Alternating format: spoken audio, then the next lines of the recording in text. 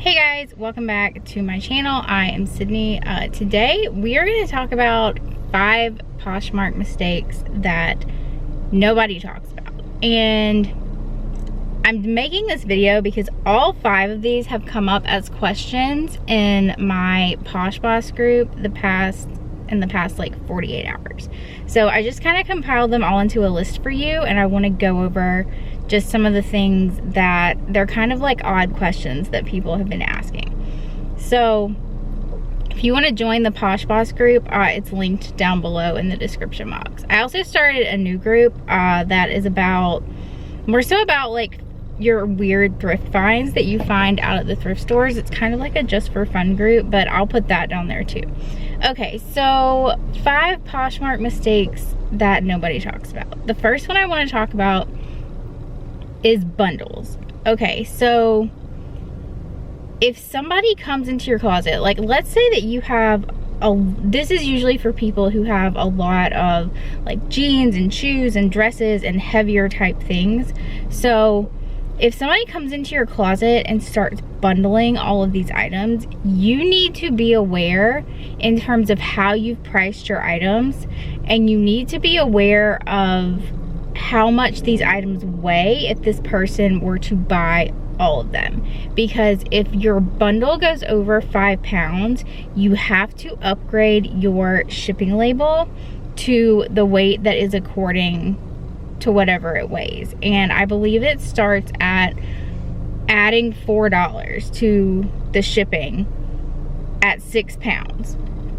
So if your bundle goes to 6 pounds and somebody buys it and you have to upgrade the shipping label, that's an extra $4 that's going to come out of your earnings. Like the person who was asking about this, so they had given the customer a huge discount on the bundle, and they didn't want to have $4 taken out of their sale because they had already given such a discount.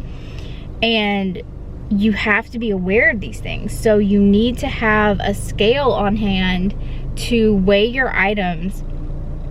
And if you have somebody, wanting to bundle all of these items, you may want to consider asking them to split it into 2 different transactions, and then just, kind of explain to them about the shipping and the weight limits on the shipping, and then maybe offer them a shipping discount on one of the bundles, just so that is not taken out of your earnings. So if somebody, buys a bundle, or if they're about to buy a bundle, you may want to tell them, hey, would you mind splitting this into 2 different transactions?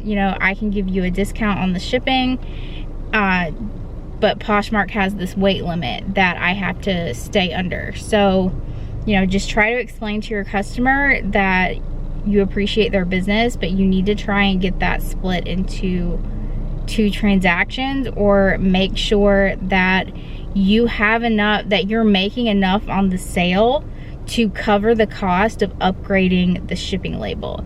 This is especially going to be helpful if you start selling home decor items that are going to weigh a little bit more than your regular clothing items.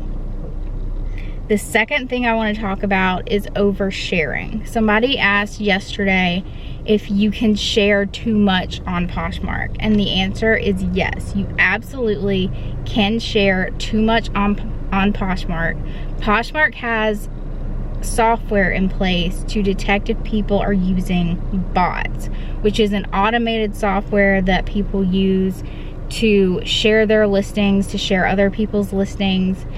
They are not allowed. If Poshmark catches you, your account will be suspended. I'm aware that people use them, but they are technically not allowed by Poshmark. So Poshmark does have software in place to detect these sorts of things.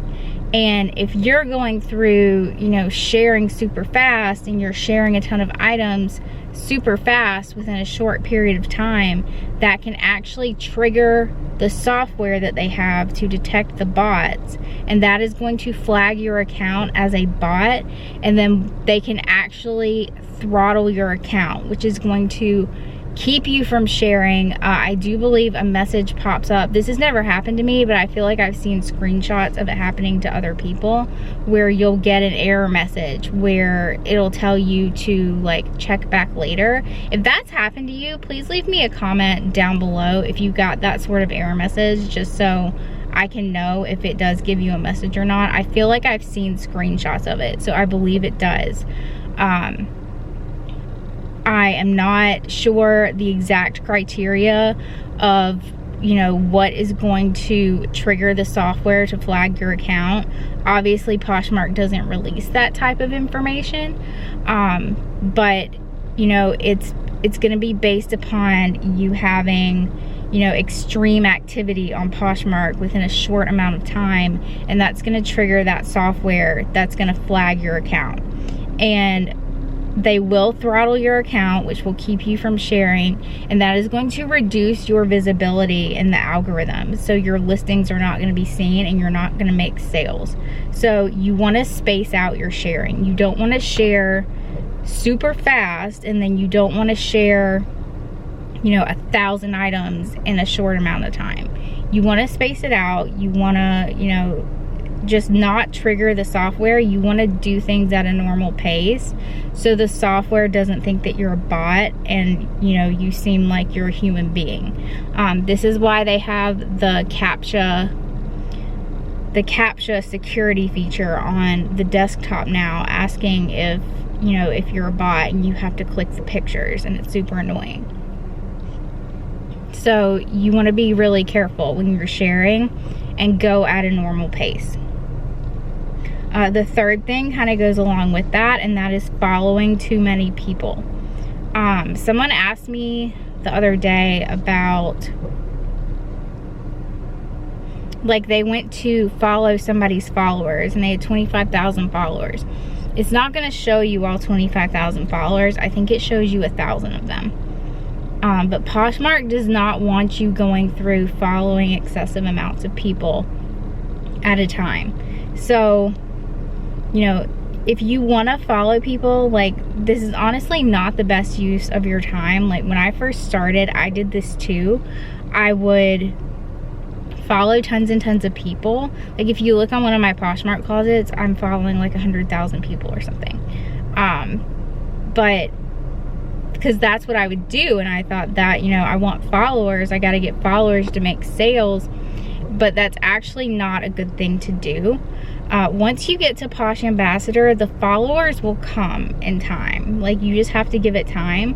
But if you go and follow, you know, thousands and thousands of people, that can actually hurt your visibility as well. I know, because I experienced it a few years ago whenever I first started and I was following all these people. My sales did go down because I was just following way too many people. But you don't want to follow excessive amounts of people, because that's not a good thing to do. You just want to, like, kind of help. Your account will build naturally, especially once you get to Posh Ambassador and you start getting these followers automatically. Your account will build on its own.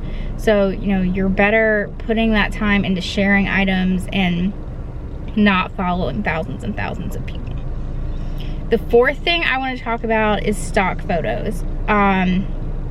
I know this is a really controversial topic because everybody uses stock photos. Technically, you are not supposed to.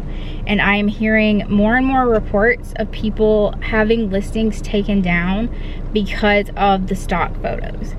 And as Poshmark continues to grow as a selling platform, you can only expect it to get more strict on the use of these stock photos. So you want to be very, very careful about using the stock photos. Honestly, it should be, like, you shouldn't need to use them at all. You should use your own photos. Like I said, we're all guilty of it. I'm not trying to say, like, you know, I've never done it. Obviously, I have done it. Everybody's done it. But it's not the ideal situation to do, because if you get caught, if the company sees that you're using their photos, they can have your listing taken down, and you don't want that to happen, because I do believe that that can also hurt your visibility in the algorithm as well. So you want to avoid using stock photos at all costs. You know, try to get your own background. And you know, this is why it helps to have a background and a lighting kit, so that you can take good photos on your own and you don't have to worry about your listings being taken down because you're using stock photos. So just try to avoid doing it. As Poshmark continues to grow, this is going to start happening more and more often, and I don't want to see people start losing their Poshmark accounts because they're using stock photos. So just try to avoid it. If you do it, you know, you can take good photos on your own. I promise you can. So, you know, just use a lot of discretion when using stock photos. Try to avoid it at all costs. Next, I want to talk about not becoming a Poshmark ambassador. So there are people who think that Poshmark ambassador is a bad thing and they don't opt into the program, but becoming a Poshmark ambassador is actually going to help you. It's going to help the visibility of your closet. It's going to help your sales. It's going to help you get more followers. It's going to help you in the algorithm, because I do believe that Poshmark's algorithm favors the Posh ambassadors, because that is telling Poshmark that you are a reputable seller. So, you know, you need to opt into the Posh ambassador program. I promise you, it's not a bad thing. It's, you know, I see a lot of people talking about how their sales go down, but I feel like, sorry, I have a bad sinus infection, so sorry if I sound weird. But I feel like people really overthink this, and they get, you know, they start listening to all these things that they're reading on the internet, but it's not a bad thing to become a Poshmark ambassador. You need to strive to get to Poshmark ambassador, and then all the things that are on the Posh ambassador checklist, you need to keep doing those things every single day. I think a lot of people think their sales go down because they become Posh ambassador. Really, their sales are going down because they've stopped doing the things that they need to be doing every day to become Poshmark ambassador. So don't be afraid of becoming Poshmark ambassador. It will help your account. It will help your account grow. Definitely opt into the program, or if you are not there yet, keep working at it, because the more you work at it, the more sales you're gonna make, because those things on that list are how you make sales. So these are 5 mistakes that I have seen come up in the past few days, and I hope this video helps you. I hope you learned something from this. If you did, if you have any questions, leave them in the comments below, and I will see you guys in the next video.